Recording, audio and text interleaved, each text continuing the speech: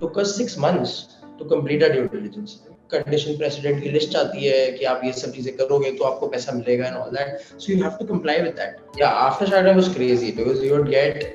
I always wanted that the things that I couldn't get as a first generation entrepreneur, the support that I couldn't get. And I was like, do you guys know that I was on Shark Tank? They said, no, we don't. Any ingredient 1% here and there changes the entire recipe. So whatever you patented goes to shit. Right? No, that's interesting. Now, let's say now you decided to take a move, right? You decided, okay, chalo, now Shark Tank pe bhi aa gaye. Abhi the business is going to boom, and more importantly, you got funding from some of the three great personalities who funded and who.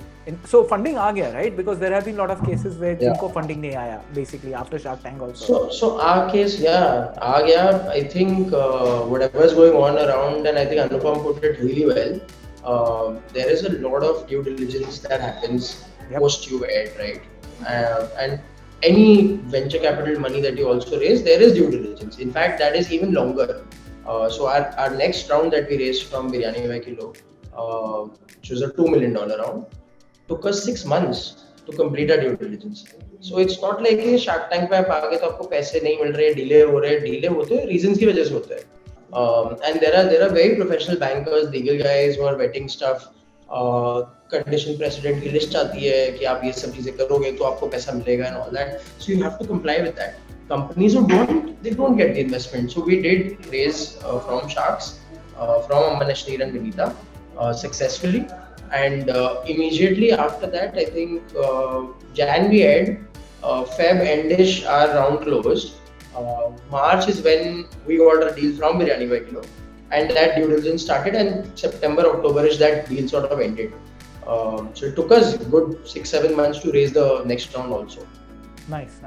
Now congratulations on the next round, and you were after that you've been also recognized Forbes 30 under 30 as an honoree, and so at a young age mein, right, getting that funding, getting that platform, how do you deal with your friend circle and larger family, right? Your close family, chalo ghar ka hi business hai, your mom, your sister and all, your dad, they will all okay, they understand, right? Chal raha hai. But larger family, friends, अभी तो सब बोलेंगे यार अभी तो बड़ा आदमी हो गया, तो तू टीवी पे आ गया है, right? तुझे तो बड़ी फंडिंग मिल गई है, and all your investors are in news for good or bad, whatever you may want to call it, right? So how do you deal with that fame in the short span which you kind of get also? It can get into your head also, right? After Shark Tank was crazy because you would get colleges reaching out to us, my college reaching out to me saying come for this, come for that. एक आपके साथ हमें speaker seminar करना है. We did a TED talk, we did a lot of things, of course, and I think for us, like me, my mom, my sister, all of us, fame was obviously, fame is good, right? Who doesn't like fame? It's good to get famous. I got recognized by LinkedIn as a creator because I got like X number of followers and all that. But what you do with that fame is truly what matters, right? So I always wanted that the things that I couldn't get as a first generation entrepreneur, the support that I couldn't get is what I wanted to give back. So we did a lot of those conferences, fireside chats, TED talks, bunch of stuff, and it feels good, definitely. In fact, Forbes 30 under 30 was Shark Tank Ed, and a week before that I got a call from 30 under 30 that you won the 30 under 30 this year. Nice. And I was like, do you guys know that I was on Shark Tank? They said, no, we don't. So it was very coincidental, and then because there was COVID and the pandemic during that time, so it just delayed, and the ceremony happened just last December.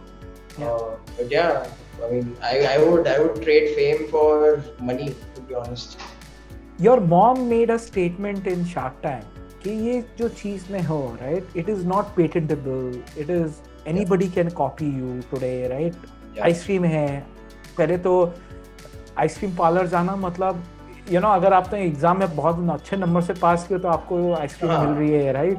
Ice cream was not a regular affair. Today ice cream has become, because many people, middle class has a lot of disposable Yeah, income, right? absolutely. पहले ice creams was not a, I remember my childhood, महीने में एक बार या 2 महीने में एक बार Same, खाने मिलती थी, same. right? So it was Yeah, not a weekly affair. Today if I want, I can even have every day if I want to, especially 100%. your ice creams, because they are healthy, right? So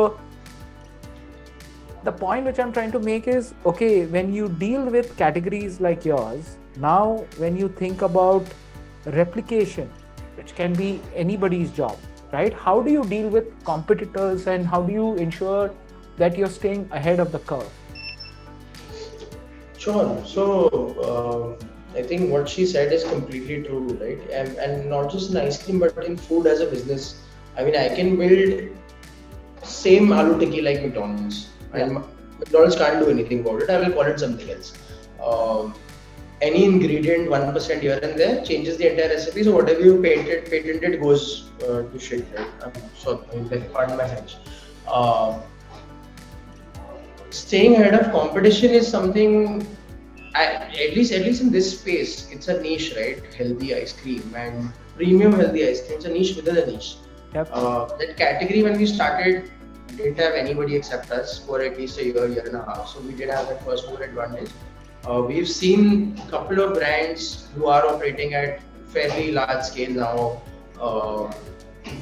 I just feel they're adding to the category.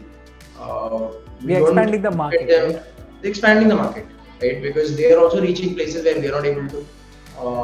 They are also at least educating customers about something called as healthy ice cream. So I think competition, direct competition, who are in the healthy ice cream space, isn't really competition for us, but it's sort of like a catalyst which is helping the category grow. And we do share notes with each other, founders from this space. Uh, Apart from the indirect ones, which are the larger brands, we have Quality Walls, we have Amul, we have more, who are in this business in the past 30, 40 years, more than 50 years also. And now there are a lot of new premium brands and chains which have opened up in India, right? Ice cream. Oh yeah, Yes. absolutely. Um, with them again, the proposition is completely different, right? We want to innovate. We not just want to innovate in terms of offering health, but in terms of flavors, in terms of taste, in terms of the form in which you serve the ice cream. We introduced something like a vegan gelato. So there are a lot of brands doing vegan ice cream, but we introduced a vegan gelato, which is nothing ever seen before. So I think staying ahead of the curve is just a function of how well you innovate and how soon you get a product to market. And that just helps keep you going. And you also worked in food, you must be knowing this.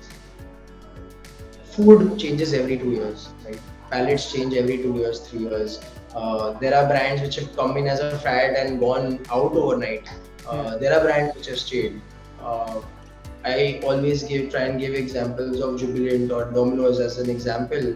Domino's, when it started to where it was in early 2010, 2011, there was a period where people got bored of Domino's for a couple of years, and then they significantly changed the recipe, the dough, and stuff, and they sort of got it back.